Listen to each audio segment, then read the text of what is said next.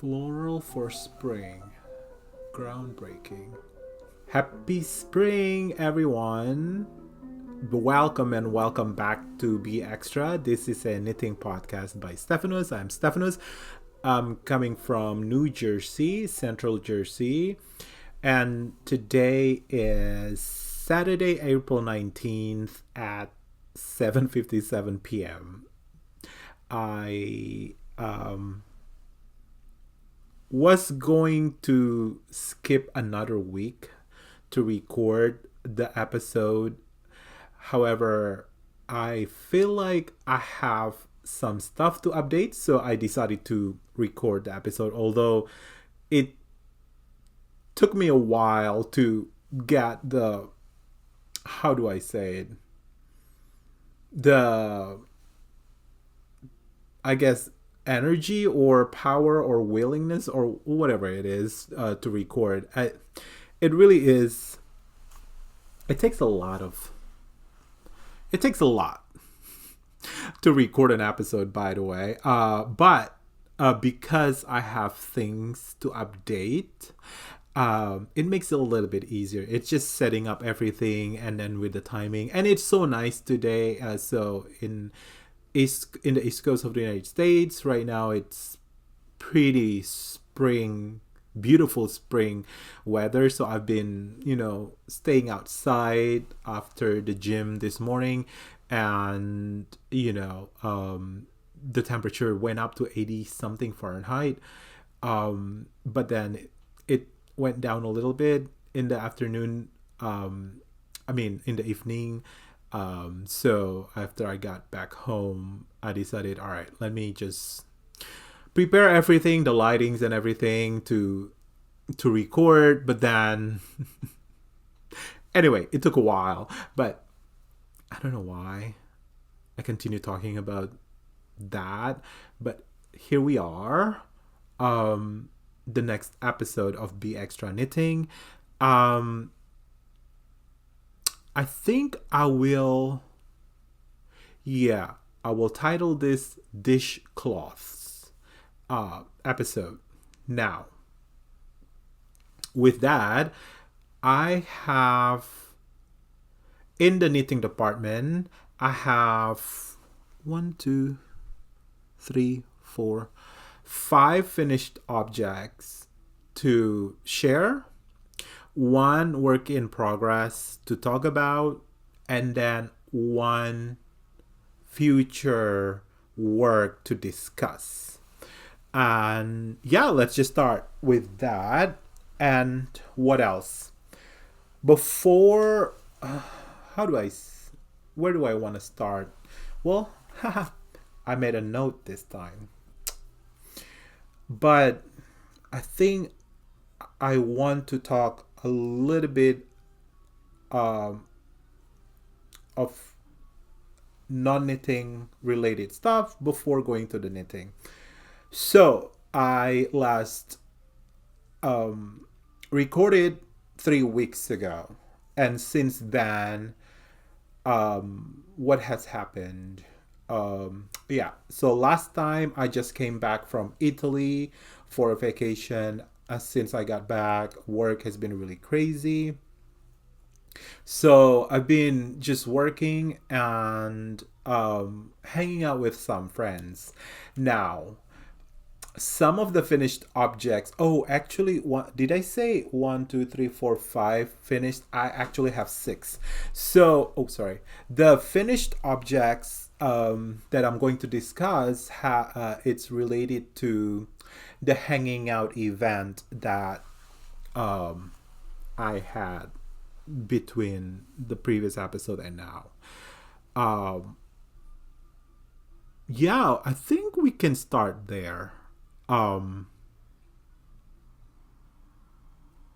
all over the place right now. Anyway, yes. So let's start there. So since last episode, I went to, a game night at my friend's place, and we had a board game, and we had dinner, and we followed with watching a movie. So let's start there. So that was 3 weeks ago, and that was my first time going to this friend's house. That so he was hosting all of us, and it was a potluck type of thing, and and a little bit last minute type of dinner. So we were just bringing whatever we can think of while he was preparing the food, and I was bringing some dessert. Of course, easy to bring a dessert rather than organizing with the food that is being prepared. But anyway, we arranged with everyone, and I brought dessert, and then I also decided to started a dishcloth while I was at the board game. So basically, it's okay. I casted on 36 stitches on a size 4 needle, and I was using this cotton yarn. This cotton yarn, just any cotton yarn. I don't know where it's coming from, but it's in my stash, and I think that's a DK. And I was using a free pattern, which is a Rustic Cottage Dishcloths. So if you just go to Ravelry, and I'll also put an information here, Rustic Cottage Dishcloth, Dishcloths. And the good thing about dishcloth is it is a great gift for the host, but you can make it during the game night or the dinner while you're having dinner. If you don't need to, if the dishcloth pattern is pretty simple, you can still pay attention to the conversation while you're having dinner conversation, and continue knitting the dishcloth. And by the time you finish your dinner, movie, board game, you have a dishcloth to give to the host and leave it there. Of course, if it's cotton for dishcloth, they can wash it before they use it, because there's no way for you to wash, block, and leave it there while you're there. But I found out that's a great idea, and I'll put a picture here. So 1039, I'll put a picture here of the dishcloth that I made, and for the host. So it turned out really beautiful, and I never really made dishcloth for myself. And I know people make dishcloth for gifts and all, but it just I never thought to make it for my own house. But then I started thinking I have a lot of leftover yarn that I can just use for dishcloth when I am in between projects. So since then, I decided to make more dishcloth. But before we go to the next one, so I have placed that picture of the dishcloth that I give to the host. So I don't have it with me. But at the same time, I decided to, as I mentioned, I decided to make for my own house. Now, I was thinking, okay, I can, continue using the same pattern, because the pattern that I mentioned, the Rustic Cottage Dishcloth, it has about 4 to 5 different style of dishcloth in one pattern. Basically, 5 different patterns or stitches, um, or design for the square. So the square size are all uniform, but the different stitches to make the square is varied. So you can have a series of dishcloth, but it looks like they're coming from the same collection. So I was thinking, okay, I can make another dishcloth using different design or different stitches that is still coming from that pattern. However, I was thinking, can I use a knitting machine, because I have a Centro 46 stitches knitting machine that I got last year when I was getting ready to go to London, and I was using it to make hats for my family.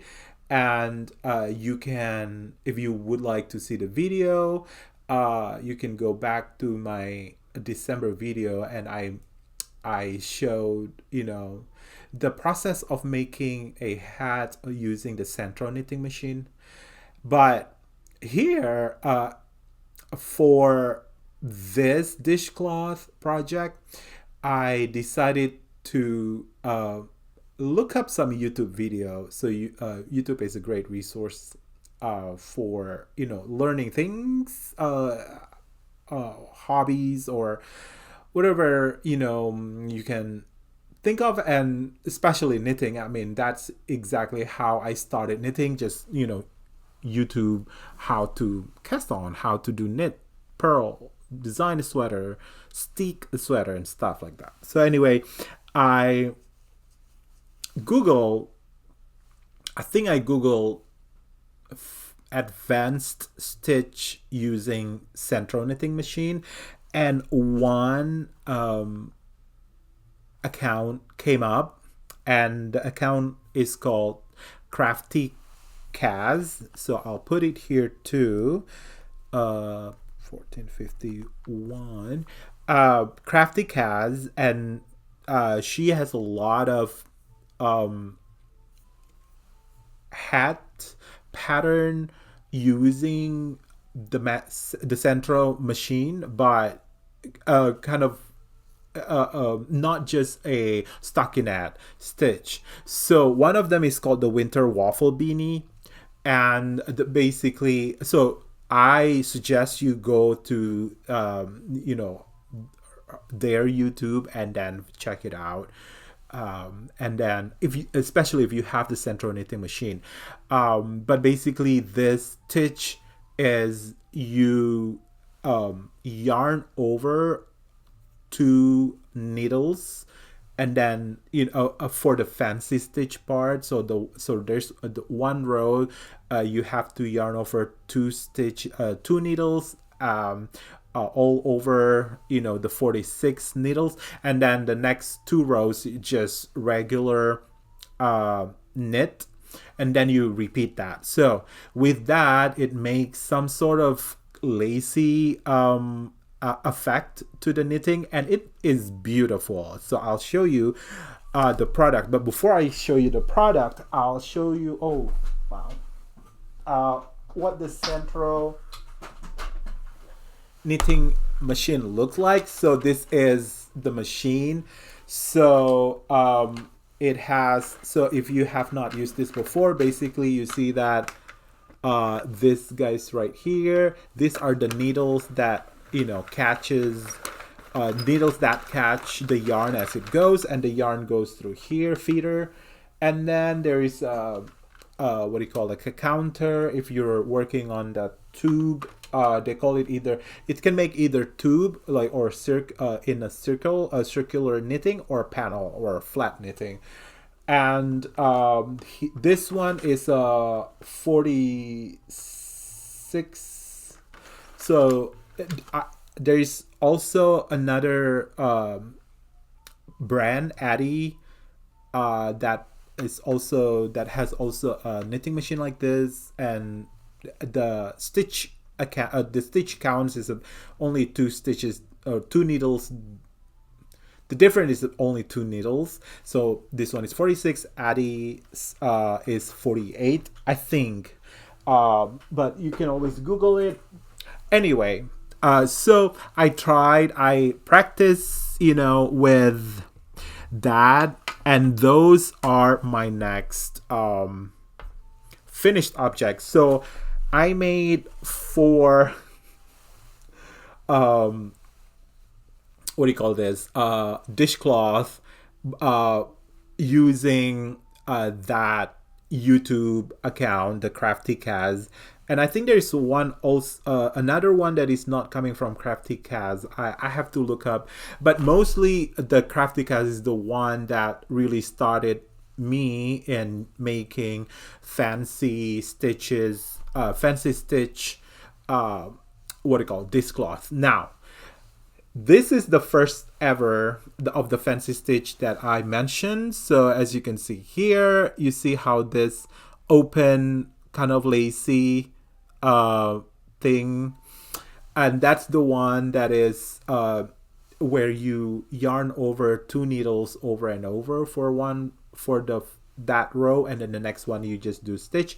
And then I was mentioning I used the what do you call, the winter waffle beanie pattern. So basically it's similar. So I make a tube, but instead of closing it at one end to make a hat, I just bind off both ends. So it could be, so if let's say this is the starting point, this is the final point, but I just bind off straight, leave it as it is, and I did not cinch or what do you call it, pull it, so that it did not gather to one point. So by doing that, I have finally a square basically, and then and then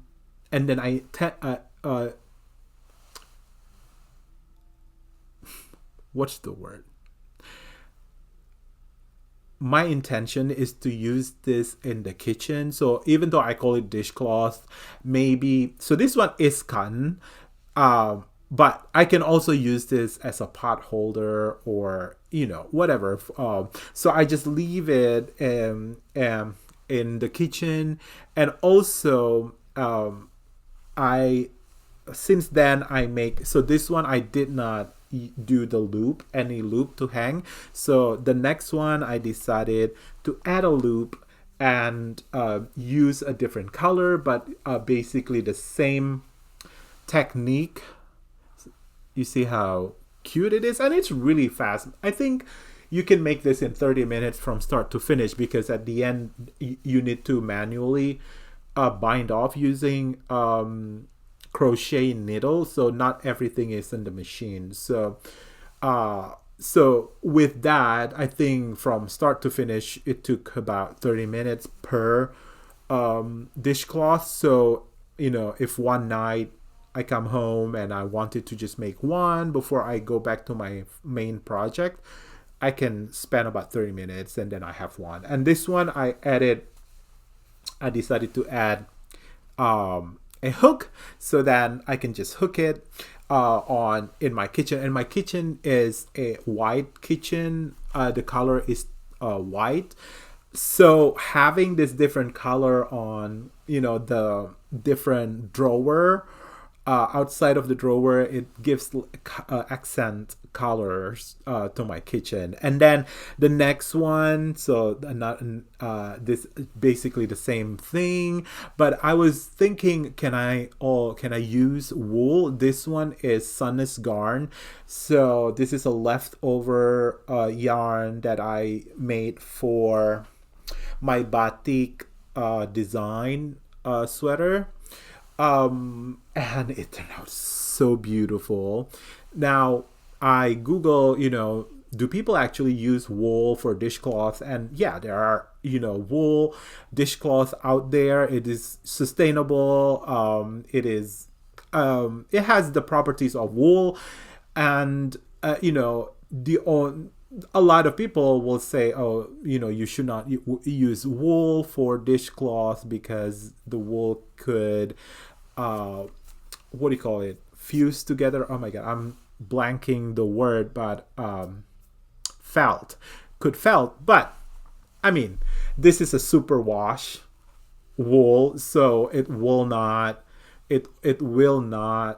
felt. And you know, again, if I just use it for what do you call, like a pot holder, it's perfect. And also, look at this beautiful color. Oh, I think I will use this as my front page. Anyway, and then I Google color work on, because that's the progression, color work on knitting machine, and I found a way to do that. And then here I use another wool, leftover wool, and this main color here is from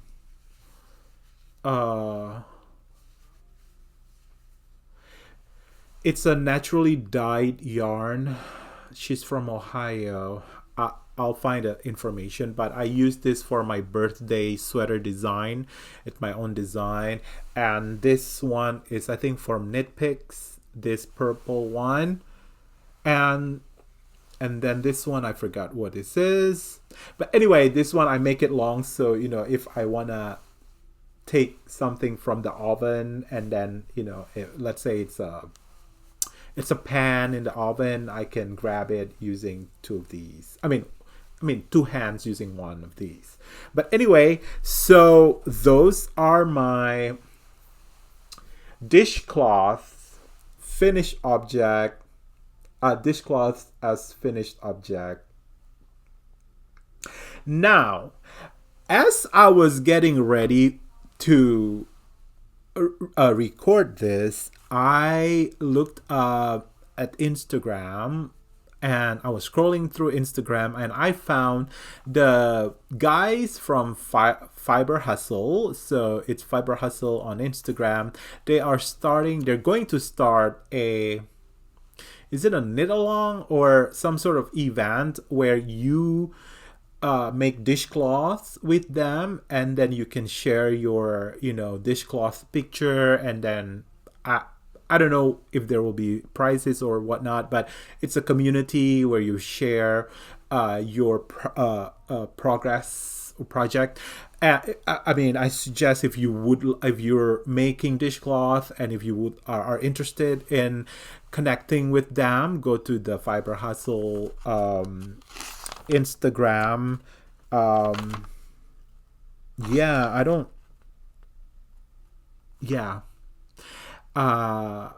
But it's just interesting because I was about to talk about, you know, dishcloths, and then I saw that on their Instagram.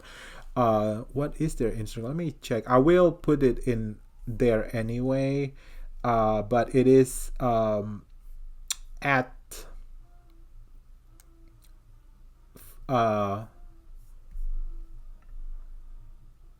Fiber Hustle. There's no space, one word, Fiber Hustle. So that's that. Now, what am I wearing? It is done. So the project that I started on my way to Italy, which is a what do you call, a vest that is made using fingering yarn, and it is the design here is a, what do you call this thing, basket weaves. I still need to weave in all end, but anyway, I put on this blazer just to show that it is a perfect vest layering for layering. And since this is fingering and it is not a color work, because even though there are different colors, but it's not a color work, it's just one color at a time. It is really thin, so It is perfect as a layering piece or during springtime, like right now, just to show how it is. So if you see any yarn, don't worry about it. I'm not a weaver, so I don't weave them in. I'm kidding. I will weave them in, but I just want to wear it right away. But I also haven't blocked this, so with blocking, it will be much, nicer here. It's still, but anyway, I just want to show it right away. So it fits. It fits perfectly. Let's see. It fits perfectly, as you can see. I am enjoying it. Again, this is really a great layering piece. It's great for the springtime and maybe in fall, early fall, because you see how thin it is. It's not overheating me, and I just love it. I put it on. I love it right away. Now, why do I put that vest there? That is the very first vest that I ever made, and I loved right away. So I think there is a trend here. I always, when I travel, I like to start a project that I will enjoy during my travels. So that one I started last December on my way to London. So again, if you want to go back to my previous video, I talk about that. So all the wool are the British wool. Now, while I was in London, so that one, the pattern is called Scotland Yard pattern. So 29, 28, Scotland Yard vest by Joanna Johnson. Now, while I was in London, I stopped by this yarn store called Knit with Attitude. And I fell in love with this yarn. So basically, these are the yarn. And this is called, the yarn is called Black Elephant. And this is hand dyed in the UK. They are Wensleydale sock yarn, 100% British wool. For 100 gram, it is 350 meters. The yellowish color is called Eilish. The fuchsia is called Knit with Attitude colorway. So basically, it's a special color for the store. The store is Knit with Attitude, and the orange one is Titian. And I worked on this using US size 4. And the design here, the idea, or it is inspired by the Willow Pullover by Andrea Gowan.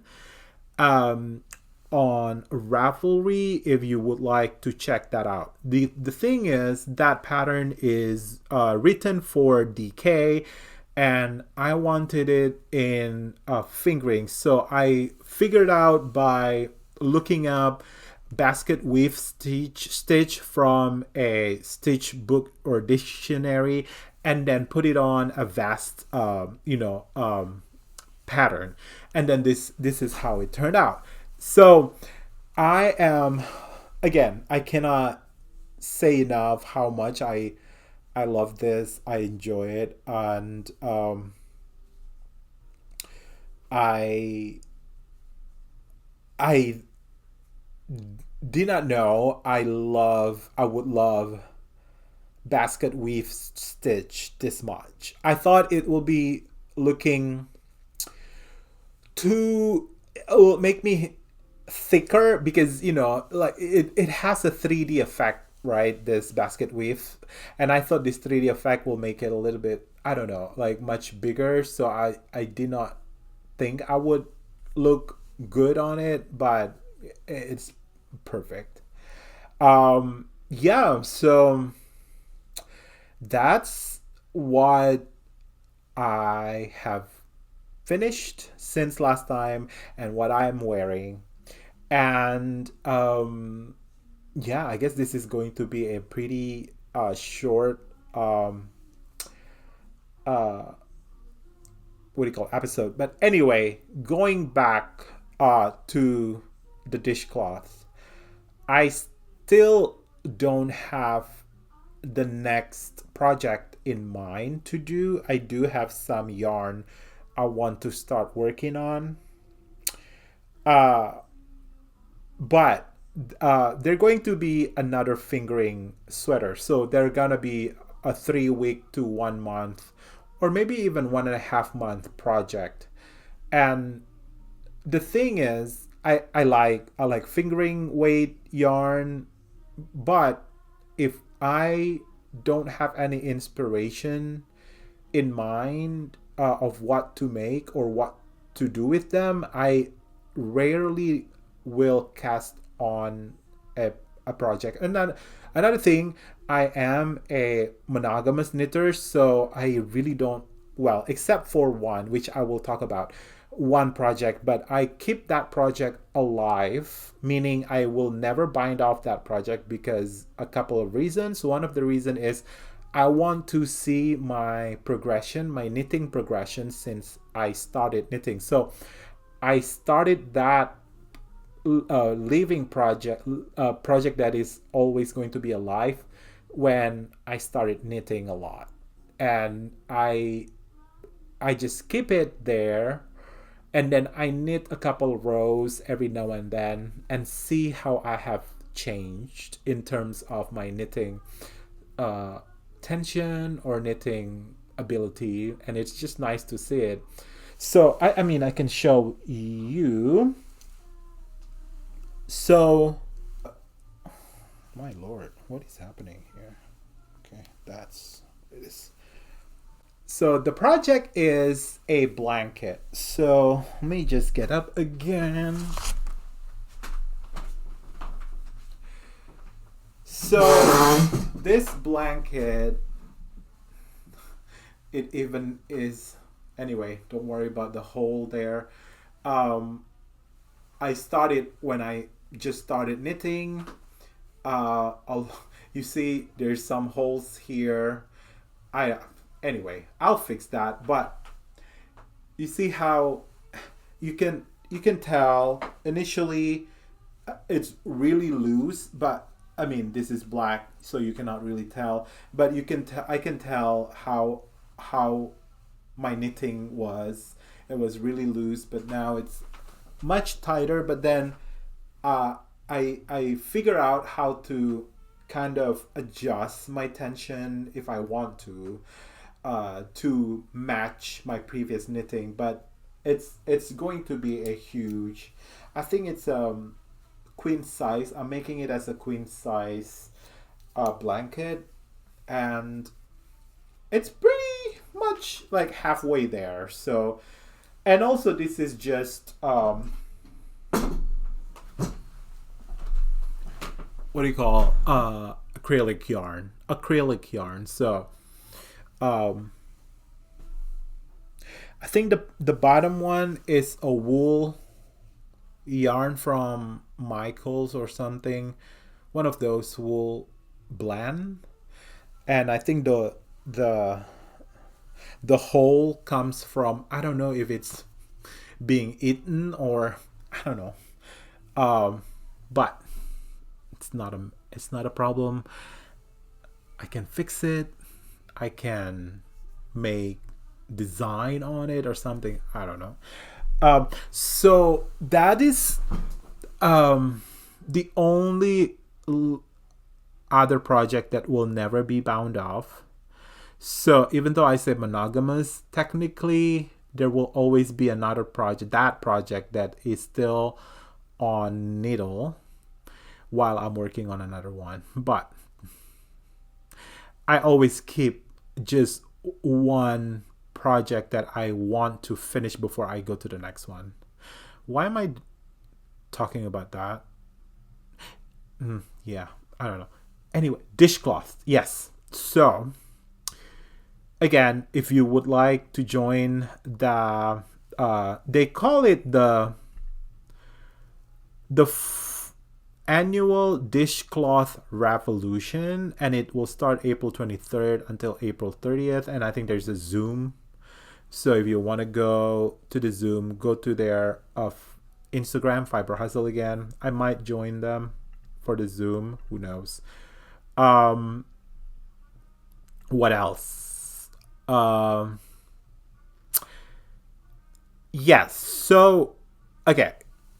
I'm not sure if I will continue a lot with the. I think I will. But the thing is, I think I'm running out of cotton yarn. Now, I don't want to continue buying cotton yarn just so that I can make more of this. I think I will start using the wool extra or leftover wool yarn to make pot holder or something like that. And that's my where I'm going. And I'm planning to keep it as future gift ideas. So if there's an event or holiday that I will, go to, I can have that as a gift, so I can have I can package, 4 to 6, and put, I don't know, soap or decorative soap or scrub, and then, put a bow, and then, that will be like a gift package for an idea for a gift package. So yeah, I might start doing that, and then I'll definitely put a note which one is cotton, which one is wool, and what type of wool in. But I don't think I'm going to use non-superwash wool because I want people to be able to use for daily use, not and not have it felting or stuff like that. So I think I will continue doing that with the machine, but at the same time I want to go back to that pattern, the Rustic Cottage dishcloth pattern, and I want to make for my own house some dishcloth that I will knit using hands instead of machine. I think that will be it. And at some point, I will get inspiration or more inspiration for my next big project. And then I will start, the next big project, which might be a sweater project, which is fingering sweaters. So I don't know yet. So I think, and I might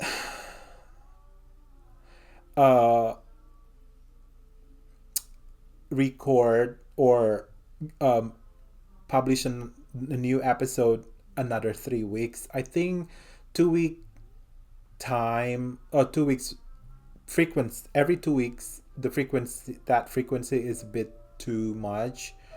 I like to give update with a lot of things to show instead of just showing updates on things that I have been working on from the previous few episodes. So I think I will start doing every 3 weeks, if not every month. We'll see. But if I have some updates that I think is worthwhile to give, then maybe it is in a shorter time period, or maybe not every month, maybe sooner than that. Anyway, I think that's it for now. So if you celebrate Easter, happy Easter. Tomorrow will be the Easter Sunday. And this color is I think it's pretty Eastery color. So I plan. So it is my kind of tradition every year for Easter time frame. I would go to Met Museum in New York City and visit or look at the Fabergé egg section. So there's a Fabergé egg section there that is really beautiful. I mean, it's a small section, and yeah, I don't know. I think I might be wearing this, and yeah. Other than that, be extra. Love what you knit what you love, and until then, bye.